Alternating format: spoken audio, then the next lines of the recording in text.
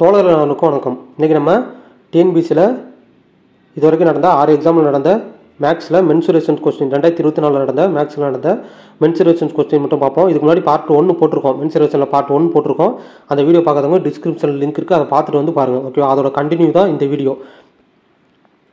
Okay, இப்போ நம்ம கிளாஸ்க்குள்ளே போகலாம். சமமான சுற்றளவுடைய எல்லா வகையான முக்கோணங்களிலும் அதிகமான பரப்பளவுடைய முக்கோணம் இது கான்செப்ட் ரீதியான கொஸ்டின். ஓகேவா, இது வந்து சம்மு சால்வ் பண்ணுற மாதிரிலாம் இருக்காது. இது ஒரு கான்செப்ட், புக்கில் இருக்கக்கூடிய ஒரு கான்செப்ட் ரீதியான கொஸ்டின். அப்போ சமமான சுற்றளவு இருக்கக்கூடிய எல்லா முக்கோணத்திலையும் அதிகமான பரப்பளவு இருக்கக்கூடிய முக்கோணம் எது?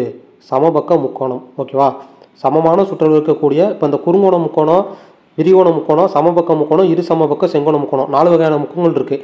அதோட எல்லாத்தோட சுற்றளவும் சமமாக இருக்குது. அப்படின்னா அதில் எது பரப்பளவு அதிகமாக இருக்கும்னா சமபக்க முக்கோணம் தான் பரப்பளவு அதிகமாக இருக்கும். ஓகேவா, இது ஒரு டேட்டா. ஓகே, நெக்ஸ்ட்டு ஒரு நேர்வட்ட கொம்பின் கன அளவு 11,088 கன சென்டிமீட்டர், அதன் உயரம் 24, அதன் ஆரம் என்ன? ஓகேவா, ஃபார்முலாலாம் அப்படியே சப்ஸ்டிட் பண்ண ஆன்சரு. கூம்போட கன அளவு ஃபார்முலா என்ன? 1/3 πr² h. அப்போ அந்த கன அளவே வந்து நமக்கு கொடுத்துட்டாங்க. கன அளவோட வேல்யூ என்ன? 11,088. உயரம் நமக்கு வேணும். அப்போ அதை சால்வ் பண்ண வேண்டியதான். 1/3 × 22/7 × r². ஆர் எவ்வளவு? ஆரம் தான் கேட்டிருக்காங்க. அப்போ r² × உயரம் எவ்வளவு? உயரம் 24 = 11,088. ஓகேவா, இப்போ இதை 3ஆல் கேன்சல் பண்ணலாம். 8 3 24. அடுத்து தெளிவாக எழுதிக்கலாம். ஓகேவா, 1/3 × 22/7 × r² ×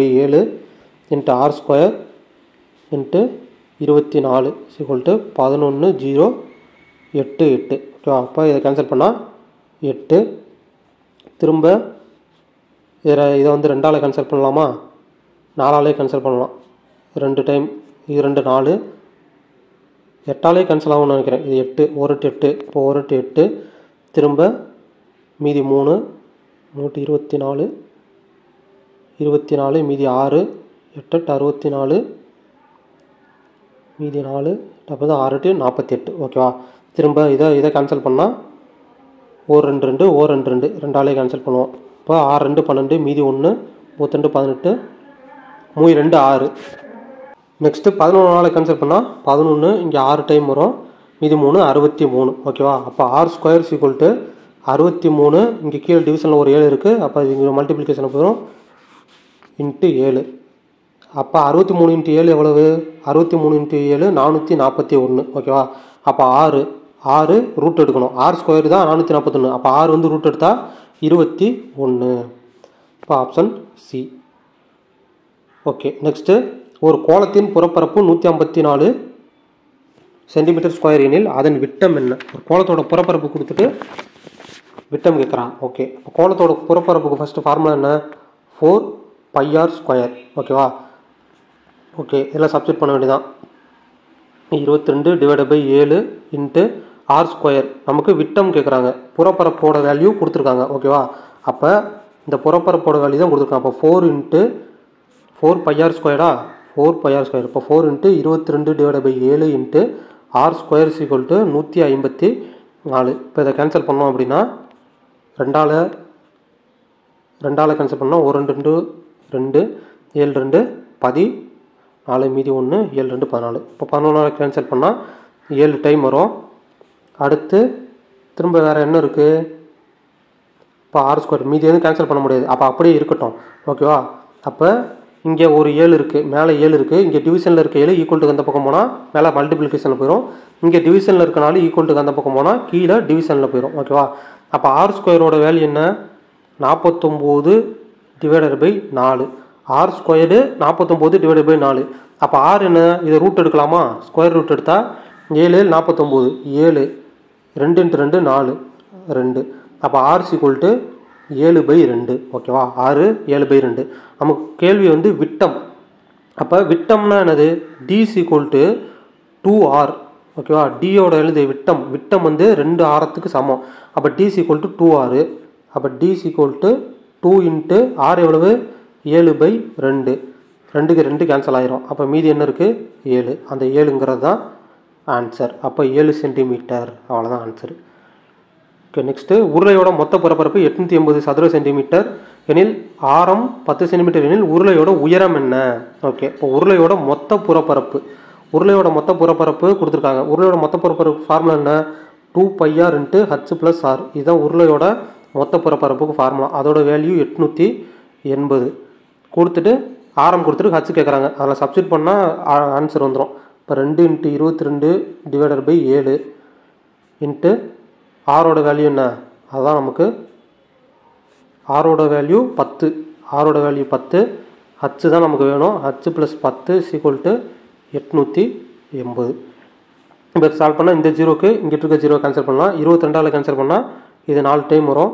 திரும்ப இங்கே 2ஆல் கேன்சல் பண்ணால் இது 2 டைம் வரும். அப்போ மீதி h + 10 = இங்கே 2 இருக்குது, இங்கே 7 டிவிஷன் இருக்குது. அது ஈக்குவல்ட்டுக்கு அந்த பக்கம் போனால் மல்டிபிளிகேஷனில் போயிடும். அப்போ 2 × 7 14. அப்போ h = +10 இந்த பக்கம் போனால் என்ன ஆகும்? -10 ஆகிடும். அப்போ 14 - 10 4. அவ்வளோதான். அப்போ h என்னது? 4 சென்டிமீட்டர். அதுதான் ஆன்சர். இப்போ நெக்ஸ்ட்டு கித்தானை கொண்டு 700 சென்டிமீட்டர் ஆரமும் 24 மீட்டர் உயரமும் உடைய ஒரு கூம்பு வடிவ கூடாரம் உருவாக்கப்படுகிறது. செவ்வக வடிவ கித்தானின் அகலம் 4 மீட்டர் எனில் அதன் நீளம் காண்க. இப்போ செவ்வக வடிவ கித்தான், இப்போ செவ்வக வடிவ ஒரு துணி இருக்குது. செவ்வக வடிவ துணி.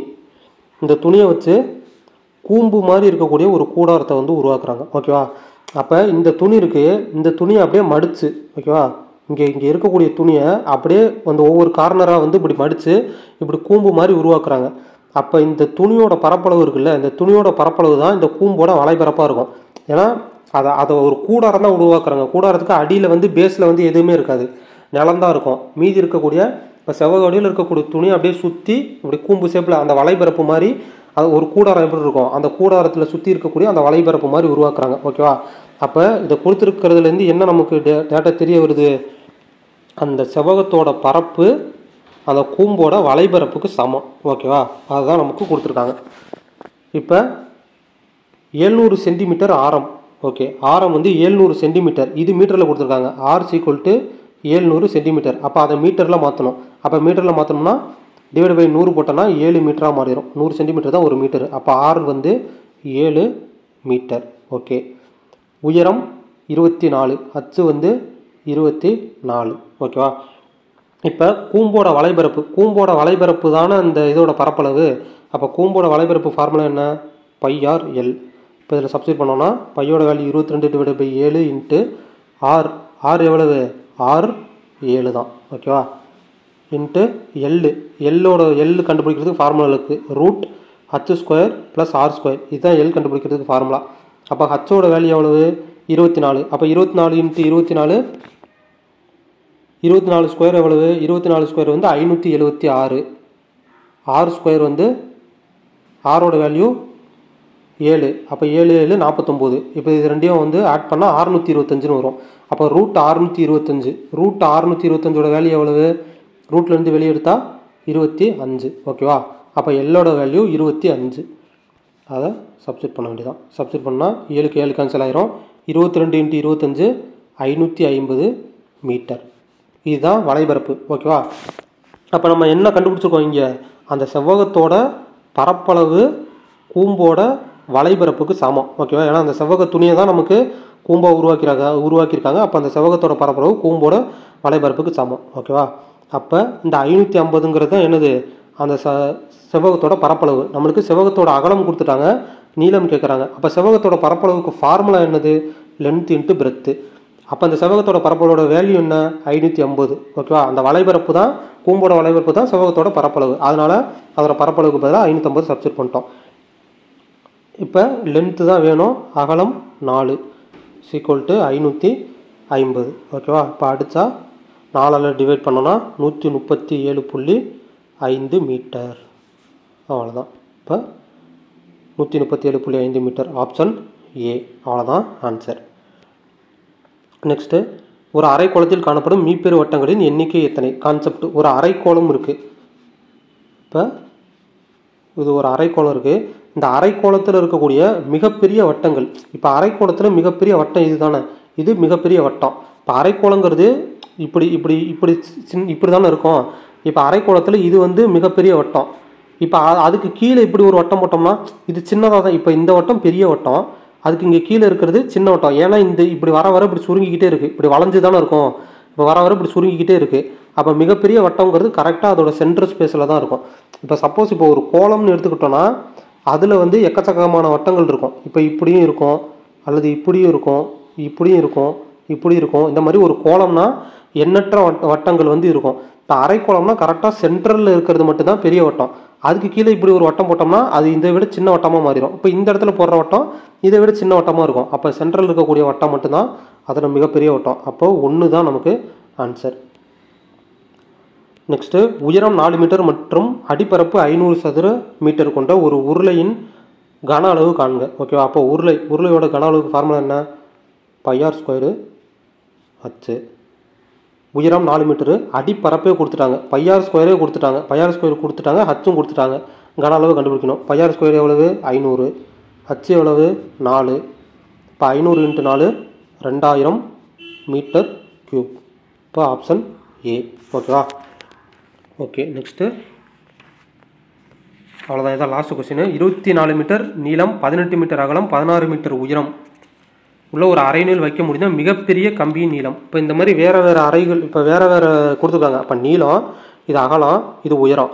அப்போ இந்த மாதிரி ஒரு அறை இருக்குது. அப்போ அந்த மாதிரி ஒரு அறைங்கிறது என்னது? கன செவ்வகம்னு அர்த்தம். ஓகேவா? அந்த மாதிரி ஒரு அறை அப்படிங்கிறது வந்து கன செவ்வகம், அதானே? அப்போ இது நீளம், இது அகலம், இது உயரம், இந்த மாதிரி இருக்கக்கூடிய ஒரு அறை. அப்போ அது வந்து ஒரு கன செவ்வக அறை. அதில் வைக்கக்கூடிய மிகப்பெரிய கம்பி. அப்போ இதில் எப்படி மிகப்பெரிய கம்பி வைக்க முடியும்? இந்த கார்னர் இருந்து இந்த கார்னர் தான் மிகப்பெரிய நீளமாக இருக்கும். ஓகேவா? அப்போ அதோட டயகனல், அந்த டயகனல் தான் கேட்குறாங்க, கன செவ்வகத்தோட டயகனல். ஓகேவா? இப்போ இந்த லென்த்து 24ன்னு வச்சுக்கோமே. இப்போ லென்த்து 24, இந்த பிரெத்து 18, உயரம் 16. இப்போ இதை விட இந்த மூளை தான் நமக்கு பெருசாக இருக்கும் எப்பயுமே. அப்போ அந்த மூளை விட்டம் அதுதான் வந்து அதோட மிகப்பெரிய கம்பி. எங்கே வைக்க முடியும்? இந்த மூலையிலேருந்து இந்த மூளை வரைக்கும் மிகப்பெரிய கம்பி வைக்கலாம். அப்போ அந்த மிகப்பெரிய கம்பிங்கிறது மூளை விட்டம். அப்போ கனசெவ்வகத்தோட மூளை விட்டம். கனசெவ்வகத்தோட மூளை விட்டத்துக்கு ஃபார்முலா என்ன?